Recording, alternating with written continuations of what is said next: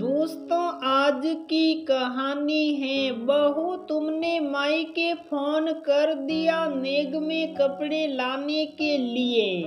दोस्तों, कहानी शुरू करने से पहले अगर आपने हमारे चैनल को सब्सक्राइब नहीं किया है तो सब्सक्राइब कर लीजिए ताकि आपके पास पहुंचे हर नया वीडियो। कंचन, तुमने मायके फोन कर दिया। बेटे के ब्याह में मायके की साड़ी के बिना तुम कन्यादान नहीं कर पाओगी और बच्चियां मामा की लाई हुई पीली साड़ी के बिना मेरी पोती फेरों में नहीं बैठ पाएगी। इसलिए अपने भाई से बोल देना कि समय से आ जाए। मुहूर्त में देरी हो ये मुझे बिल्कुल पसंद नहीं। कंचन की सास ललिता ने कंचन पर धौंस जमाते हुए कहा, जी मम्मी जी, मैंने भाई से बात की तो थी, पर आपको तो पता है कि मेरी माँ की तबीयत बहुत ज्यादा खराब है, तो वो शायद नहीं आ पाएगा। पर वो बोल रहे थे कि किसी को भेज देंगे सामान लेकर, तो मैंने मना कर दिया।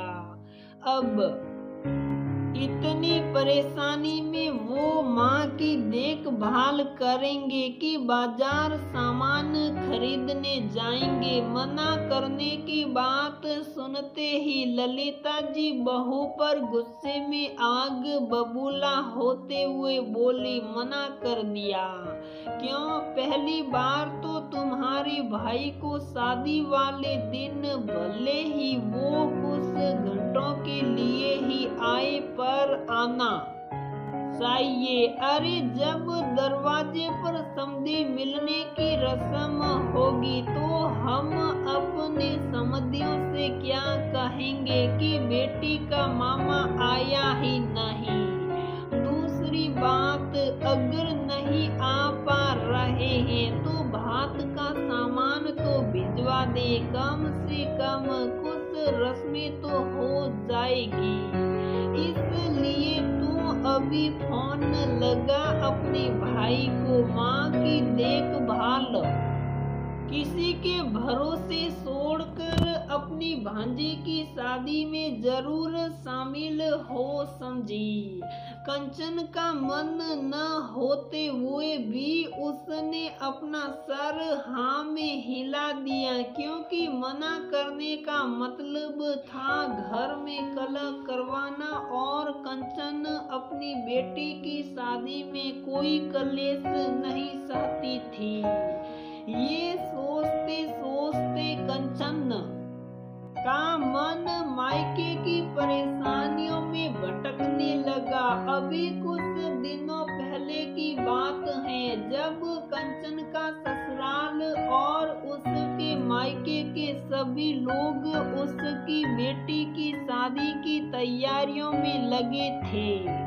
तभी माँ को खाना निगलने में परेशानी होने लगी तो भाई ने जब उन्हें डॉक्टर को दिखाया, पता चला कि उन्हें खाने वाली नली में कैंसर है। ये पता लगते ही जैसे सभी के होश उड़ गए। पापा का तो बहुत पहले ही स्वर्गवास हो गया था। भाई और मैं माँ को नहीं खोना चाहते थे, इसलिए उन्हें लेकर हम लोग बड़े से बड़े डॉक्टर के पास गए, पर कैंसर के लास्ट स्टेज पर होने की वजह से सारे डॉक्टरों ने उनका इलाज करने से ये बोलकर मना कर दिया कि इनका कैंसर पूरे में फैल चुका है, क्योंकि ये जगह ऐसी है कि यहाँ हुई गांठों को जल्दी से पता नहीं चलता। अब ये इसकी लास्ट स्टेज है, इसलिए आप इन्हें घर ले जाए और इनकी सेवा करें तब से भाई और भाभी उनकी सेवा में लगे हैं। सेवा तो मैं भी करना चाहती थी, पर शादी के कार्ड बांटे जा चुके थे, शादी रोकी नहीं जा सकती थी। इसीलिए कंचन बिना मन के ही शादी की तैयारियों में लगी थी। करती भी क्या, एक तरफ उसकी माँ थी, दूसरी तरफ वो खुद एक माँ थी जो अपनी बेटी की शादी में कोई कमी नहीं रखना चाहती थी। पर अब ये रस्मों के लिए अपने भाई को परेशान नहीं करना चाहती थी, पर अपनी पुरानी सोच वाली सास से कुछ बोलकर वो घर का माहौल भी खराब नहीं करना चाहती थी। पर करे क्या कि सब कुछ ठीक से निपट जाए। तभी कंचन की बचपन की सहेली का फोन आ गया, जो इसी शहर में रहती हैं और अक्सर दोनों एक दूसरे के घर आती जाती रहती हैं। अभी भी उसने किसी मदद की जरूरत के बारे में पूछने के लिए फोन किया था। जब कंचन ने अपनी परेशानी बताई तो उसने समस्या का समाधान बताते हुए कहा कि अभी मेरे भाई निखिल का ट्रांसफर इसी शहर में हुआ है। तुम कहो तो मैं उनसे बात करूं। वैसे हम दोनों बचपन से एक दूसरे को जानते हैं। भैया भी तुम्हें अपनी बहन ही मानते हैं और तुम भी तो उन्हें हमेशा मेरी तरह बड़े भैया ही बोलती हो। अगर तुम्हारी सास को कोई परेशानी न हो तो वो मदद करने के लिए जरूर तैयार हो जाएंगे। अपनी परेशानी का समाधान मिलते ही कंचन ने अपनी सहेली को उसके भाई से बात करने को कहा और उनकी तरफ से हाँ होते ही वो खुद पूरे मान सम्मान के साथ उन्हें शादी का न्योता देने गई। वो अपनी सहेली के भाई पर बोझ नहीं डालना चाहती थी, इसलिए उनके मना करने के बावजूद वो साड़ी गहने सभी खुद ही खरीद कर ले आई। उन्होंने बेटी की पीली साड़ी को ये बोलकर वापस कर दिया कि कंचन, मैं इतना सब कुछ तो तुम्हारे लिए नहीं खरीद सकता, इसलिए ये सारा सामान मैं रख लेता हूँ, पर भांजी के लिए पीली साड़ी मैं खुद लेकर आऊंगा, तुम उसे वापस ले जाओ। शादी के दिन आकर निखिल ने बिल्कुल उसके भाई की तरह सब संभाल लिया। सारी रस्में रीत रिवाज जैसे कंचन की सास ने कहा वैसे ही निभाई और सभी को भात पहनाकर सभी का दिल जीत लिया। निखिल को देखकर कंचन को बार बार अपने भाई की याद आ जाती और याद आती उनकी कही बात की। कंचन, मैं तुमसे और अपनी भांजी से दूर जरूर हूँ, पर दिल से तुम लोगों के पास ही हूँ। मेरा आशीर्वाद मेरी भांजी और तुम्हारे साथ हमेशा है।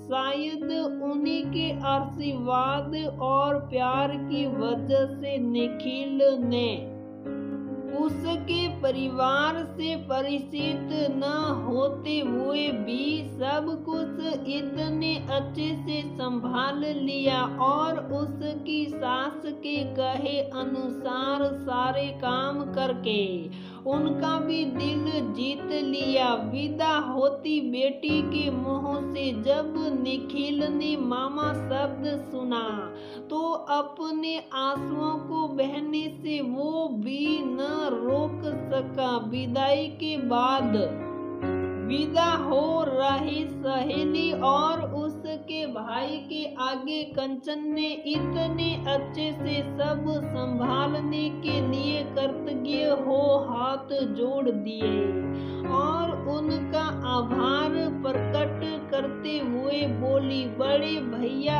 आज आपने मेरी बेटी की शादी में मेरे भाई होने की बहुत बड़ी जिम्मेदारी उठाई है, उसके लिए मैं और मेरा भाई सदा आभारी रहेंगे। कंचन की बात सुनकर निखिल उसे प्यार से गले लगाकर बोला, कैसी बातें करती हो कंचन, भाई बहन के रिश्ते में कैसा आभार, ये रिश्ता तो सिर्फ प्यार से बनता है।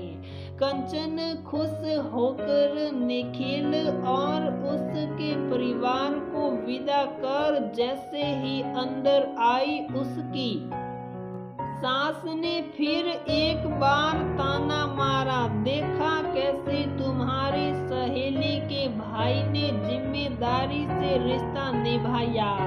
एक तुम्हारा भाई है, वो तो पैसे बचाने के लिए अपनी माँ की बीमारी का बहाना बनाकर आया ही नहीं। इस बार कंचन चुप न रह पाई और अपनी सास से पलटकर बोली, बस करो मामी जी, मैं तब से सुन रही हूँ। इसका मतलब ये नहीं कि आप मेरे भाई के बारे में कुछ भी बोलेगी। निखिल भैया पराई होकर भी हमारी परेशानी समझ साथ दे गए और एक आप हैं जो अपनी होकर भी मेरी और मेरे भाई की परेशानी नहीं समझी।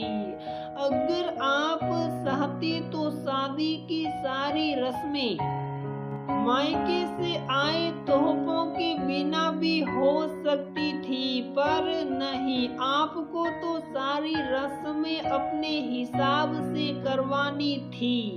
अब सब हो गया तो क्यों मेरे भाई के पीछे पड़ी हैं? क्या कोई भी रस्म रीत रिवाज इतना जरूरी होती है कि उसकी वजह से आप किसी की मजबूरी भी नहीं समझ सकती? मेरी बेटी की शादी में कोई तमाशा न हो, बस इसीलिए अभी तक चुप थी, पर अब नहीं।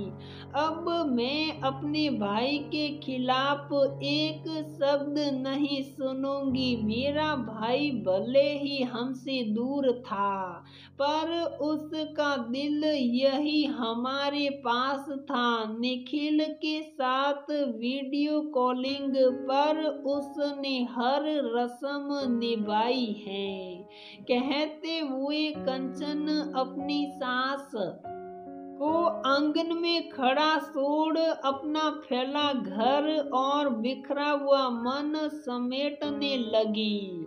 तो दोस्तों, हमारी ये कहानी यहीं पर समाप्त होती है। अगर आपको हमारी ये कहानी पसंद आती है तो प्लीज वीडियो को लाइक करें, शेयर करें और हमारे चैनल को सब्सक्राइब जरूर करें।